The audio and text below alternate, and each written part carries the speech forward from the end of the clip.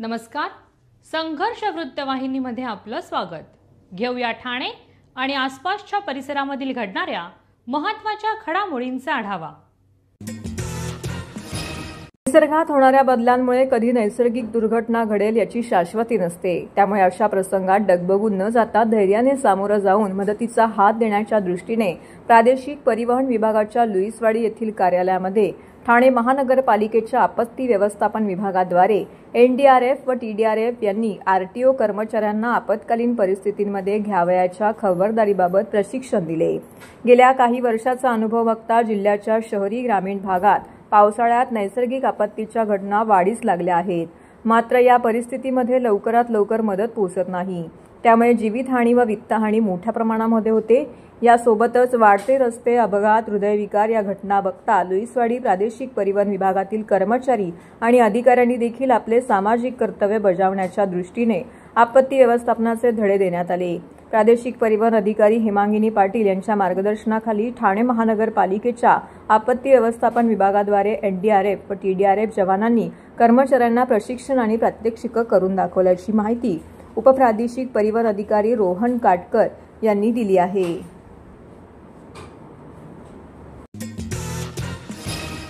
सर्व नागरिकांना आवाहन करण्यात येत आहे की सध्या डासांमार्फत पसरणाऱ्या डेंग्यू या आजाराचा प्रसार रोखण्यासाठी प्रत्येकाने पुढील प्रमाणे कार्यवाही करावी. डेंग्यू आजार एडिस इजिप्ती हा डास चावल्याने होतो. या डासांची पैदास साचलेल्या किंवा साचवलेल्या स्वच्छ पाण्यामध्ये होते. 8 दिवसांपेक्षा जास्त दिवस पाणी उघडे व साचून राहिल्यास त्यात डास अंडी घालतात. अंड्यांच्या अळ्या तयार होऊन पुढे डास तयार होतात. यासाठी आपल्या घरातील पाणी साठे उदाहरणार्थ बॅरल्स, पिंपे, टाक्या, हौद, रांजणे इत्यादी दर आठवड्याला रिकामे करून घासून पुसून कोरडे करून पुन्हा भरावे. 1 दिवस कोरडा दिवस म्हणून पाळावा. पाणी साठ्यांना घट्ट झाकणे बसवावीत किंवा जुनी साडी, चादर, धोतर यांनी बांधून झाकून ठेवावीत, म्हणजे डास त्यात जाऊन अंडी घालणार नाहीत. घराच्या गच्चीवर, आजूबाजूला, अंगणात कोठेही पाणी साचू देऊ नये. भंगार सामान उघड्यावर टाकू नये. उदाहरणार्थ टायर्स, प्लास्टिक सामान, कुंड्या, टाकाऊ वस्तू इत्यादी. अशा सामानात पावसाचे पाणी साठून त्यात डेंग्यूच्या डासांची पैदास होते. घरातील कूलर्स, फ्रीजच्या पाठीमागील ट्रे हे देखील वेळोवेळी कोरडे करावेत. लक्षात ठेवा, नुसत्या फवारणीने डास घनता कमी होत नाही, तर त्यासाठी डास पैदास ठिकाणे नष्ट करणे ही आपल्या सर्वांची जबाबदारी आहे. कोणताही ताप अंगावर न काढता जवळच्या शासकीय रुग्णालयात मोफत औषधोपचार घ्या. अशा प्रकारे नागरिकांनी सहकार्य केल्यास डेंग्यूचा प्रसार रोखणे सहज शक्य आहे.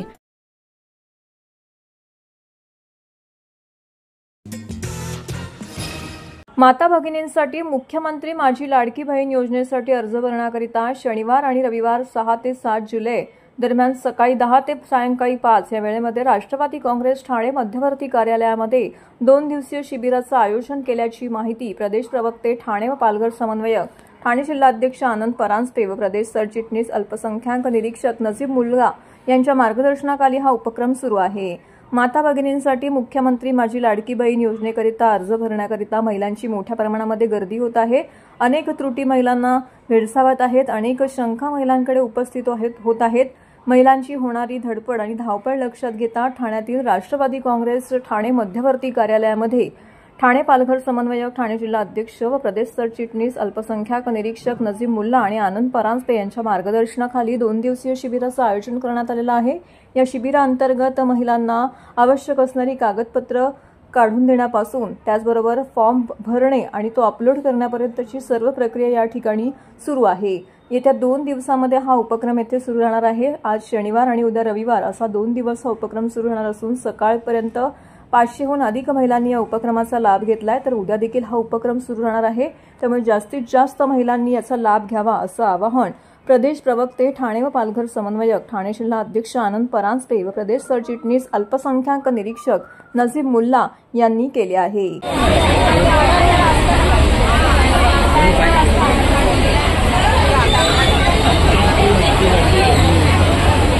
Thank you.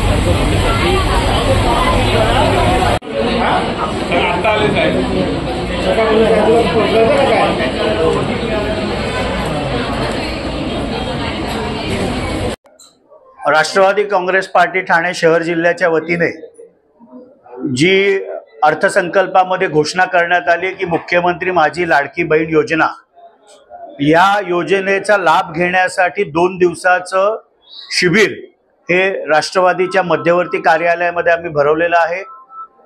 महाराष्ट्र राज्याचे लाडके मुख्यमंत्री माननीय एकनाथरावजी शिंदे साहेब यांच्या नेतृत्वाखाली आमचे राष्ट्रीय अध्यक्ष, राज्याचे उपमुख्यमंत्री व अर्थ व वित्त मंत्री माननीय अजितदादा पवार साहेब व उपमुख्यमंत्री देवेंद्र फडणवीस साहेब या महायुतीच्या तिन्ही नेत्यांनी ही घोषणेची योजना बजेटमध्ये केली.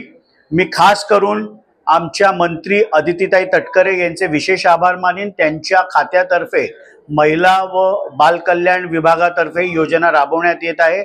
आम्ही इथे फॉर्म भरून देण्याची व्यवस्था देखील, कारण अनेक महिलांना फॉर्म भरायला अडचण येते. बँकेचं अकाउंट, IFSC कोड, आधार कार्ड नंबर अशा अनेक रकाने त्याच्यामध्ये भरायचे, त्यामुळे आम्ही फॉर्म भरण्याची सुविधा देखील ठेवलेली आहे. फॉर्म तो आम्ही सगळे डॉक्युमेंट्स ओके आहेत की नाही चेक पण करतोय आणि अपलोड देखील त्यांना करून OTP किंवा रिसीट देतोय.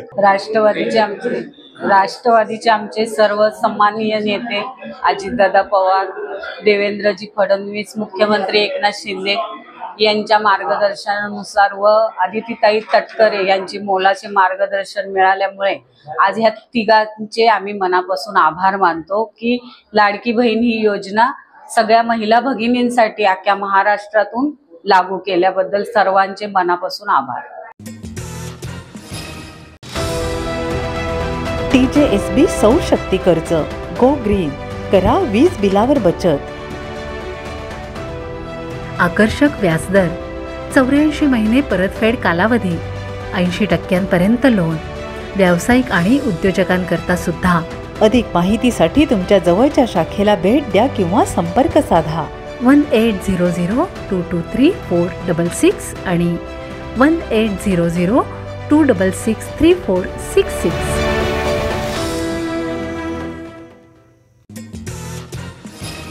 ठाणे घोडबंदर भागातील वाहतूक कोंडीवरती कायमचा तोडगा काढण्यासाठी ठाणे फ्रीवेची निर्मिती करा. भाजपाचे कृष्णा पाटील यांची मुख्यमंत्री, उपमुख्यमंत्री व बांधकाम मंत्र्यांकडे लेखी मागणी. वाढते ठाणे शहर, घोडबंदर रोड व लगतच्या भागातील नियमितची वाहतूक कोंडी सोडवण्याच्या दृष्टीने ठोस पावले उचलण्याची गरज असून घोडबंदर ते ठाणे असा खाडी किनारा ठाणे फ्रीवे बांधून तो पुढे पूर्व द्रुतगती मार्गाला जोडावा, अशी आग्रहाची मागणी ठाणे भाजपाचे माजी नगरसेवक कृष्णा पाटील यांनी शासनाकडे केली आहे. याबाबतचे लेखी पत्र त्यांनी मुख्यमंत्री आणि उपमुख्यमंत्री यांना दिले असून सार्वजनिक बांधकाम मंत्री रवींद्र चव्हाण यांची प्रत्यक्ष भेट घेऊन या महत्वाकांक्षी प्रकल्पाची माहिती कृष्णा पाटील यांनी दिली आहे. ठाणे घोडबंदर या भागातील वाढते नागरिकीकरण, वाढती वाहनांची संख्या लक्षात घेऊन ठाणे शहरातील रस्त्यांची वाहने सामावून घेण्याची क्षमता आज घडीला संपलेली आहे. आताच यावर विशेष उपाययोजना न केल्यास भविष्यामध्ये सार्वधिक वाहतूक कोंडीचे शहर अशी ठाणे शहराची ओळख होईल. कृष्णा दादू पाटील, भाजपा, ठाणे शहर, ठाणे. आज ठाणे शहरामध्ये ट्रॅफिक समस्या ही मोठी झालेली आहे. आज ठाणेकर नागरिक पूर्ण त्रस्त झालेले आहेत. ह्या ठाणेकर नागरिकांना या ट्रॅफिक समस्येतून मुक्तता करण्याकरिता एक स्वतंत्र मार्ग करणं गरजेचं आहे. घोडबंदर रोड हा पूर्वी सिंगल होता, आज 4 पदरी झालेला आहे. तसेच मेट्रोही आलेली आहे. पण वाढती वाहनांची संख्या आणि वाढती शहरीकरण बघताना तर हे रस्तेही कमी पडत चाललेले आहेत. आज ठाण्यातील नागरिकांना घोडबंदरात जायचं असेल तर दिवसातून 2-2 ते 3-3 तास वाया घालावे लागतात आणि ट्रॅफिकमध्ये अडकावं लागतं. आणि ही मुक्तता करायचं असेल तर एक संकल्पना मुंबईच्या धर्तीवर जसा अटल सेतू असेल किंवा फ्रीवे, ह्या धर्तीवर घोडबंदर ठाणे हा फ्रीवे करण्यात यावा आणि तो वसई क्रीक रोडपासून गायमुख असेल, कासरवडवली असेल, ह्या खाडी किनाऱ्यावरून कोपरी, पाचपा खाडी, कोपरीमध्ये जॉईन करावं. तिथून मुलुंड मार्गे तो मालखुरच्या फ्रीवेला जर जोडला तर बाहेरची जी येणारी वाहनं आहेत, जी गुजरातला जाणारी, नाशिकला जाणारी, ती बाहेरच्या बाहेर निघून जातील. त्यांना ठाण्यात यायची गरज नाही आणि त्याच्यामुळे तो जो ताण पडतो ठाण्यातील रस्त्यांवरती किंवा ट्रॅफिकच्या बाबत लोकांना, त्यातून मुक्तता मिळेल. त्या धर्तीवर ही मागणी केलेली आहे. हे करण्याकरता सकारात्मक भूमिका जर सार्वजनिक बांधकाम मंत्र्यांनी घेतलेलीच आहे.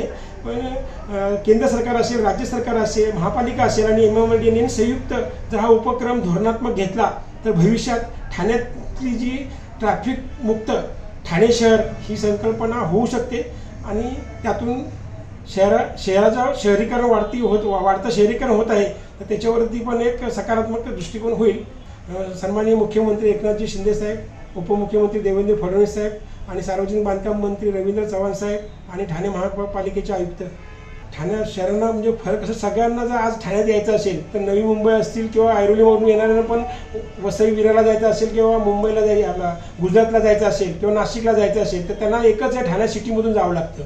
आणि तिकडूनच मुंबईवरून येणारी वाहनं बोरिवली मार्गे किंवा गुजरातवरून येणारी वाहनं, नाशिककडून पण येणारी वाहनं ह्यांनाही ठाणे सिटीमधून जावं लागतं.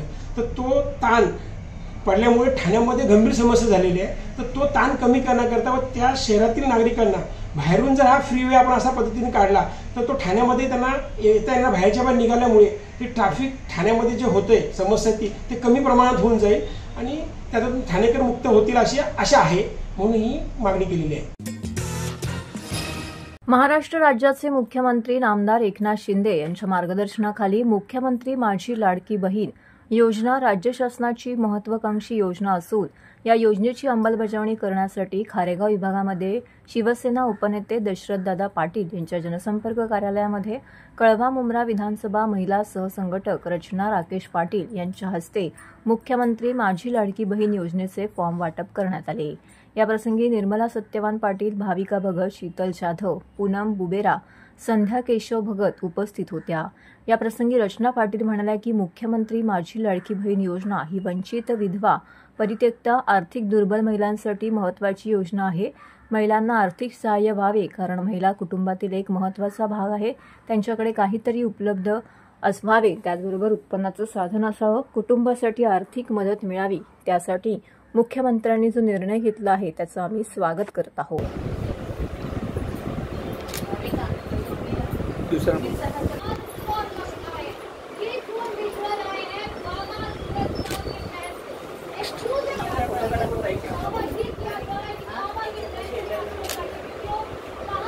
आज आपल्या इथे खारेगावमध्ये आपल्या मुख्यमंत्री लाडकी योजना आज फॉर्म वाटप करण्यात आलेला आहे. कार्यक्रम कसा झाला आणि त्या संदर्भात काही सांगा. आपल्या महाराष्ट्राचे मुख्यमंत्री माननीय श्री एकनाथजी शिंदे साहेब यांनी महिलांसाठी अनेक योजना उपलब्ध करून दिल्या आहेत. तसेच आता माझी लाडकी बहीण योजना देखील आता अंमलात आणण्यात आली आहे. 1 तारखेपासून या योजनेचा सर्वत्र लाभ घेण्यास सुरुवात झालेली आहे. आपण खारेगावमध्ये आपल्या ऑफिसमध्ये म्हणजे दशरथदादा पाटील हे शिवसेनेचे उपनेते यांच्या जनसंपर्क कार्यालयामध्ये आज आपण महिलांसाठी या फॉर्म उपलब्ध करून दिलेले आहेत. महिलांनी भरपूर संख्येने इथे येऊन आपल्याकडनं फॉर्म घेऊन गेलेले आहेत. महिलांना आर्थिक सहाय्य व्हावे, तसेच त्यांच्या पोषणमध्ये परत त्यांना कुटुंबातील एक महत्त्वाचा भाग असून त्यांच्याकडे काहीतरी उपलब्धता यावी आणि आर्थिक सहाय्य व्हावे या दृष्टीने मुख्यमंत्री साहेबांनी हा जो निर्णय घेतला आहे या निर्णयाला खरंच आम्ही त्यांच्या निर्णयाचं स्वागत करत आहोत. आज इथे खारेगावमध्ये जे आपण इथे ऑफिसमध्ये जेव्हा महिलांना हे सर्व फॉर्म दिले त्यांचा उत्साह अगदी वाखाणण्याजोगा होता. आनंदाने त्यांनी सर्व आपले डॉक्युमेंट्स देखील इथे आणलेले, पण आज फक्त आपण फॉर्मचे वाटप केलेले आहे. या फॉर्मचा जो फायदा आहे तो विधवा, परित्यक्त्या, मुलींसाठी आणि आणखी महिला ज्या खरंच निराधार आहेत अशा, आणि आपण जे आज इथे फॉर्म भरलेले आहेत या अशा महिला आहेत या खरंच गरजू आहेत. खरंच यांना या गोष्टीची गरज आहे. दर महिना यांच्या अकाउंटला जेव्हा 1500 रुपये येतील तेव्हा खरंच त्यांना आर्थिक सहाय्य हे आपल्याकडनं होणार आहे. त्यामुळे या योजनेसाठी आम्ही खरंच साहेबांचे खूप आभारी आहोत. मुंब्रा डोंगर रांगेतील मुंब्रा बायपासवर असणाऱ्या खडीमशीन डॅम येथे काल सायंकाळच्या सुमारास खेकडे पकडायला काही मुलं गेली होती. 300 फूट उंच असणाऱ्या डोंगराच्या मधोमध अशा छोटेखानी डॅमवरती ही मुलं गेली असताना अचानक जोरदार पावसाने सर्वत्र अंधार करून टाकला. अंधार झाल्याने मुलांना परतीचा मार्ग सापडलाच नाही आणि मुलं तिथेच अडकून पडली. त्यांना परतीचा मार्ग न मिळाल्याने तिथेच ही मुलं अडकून राहिली.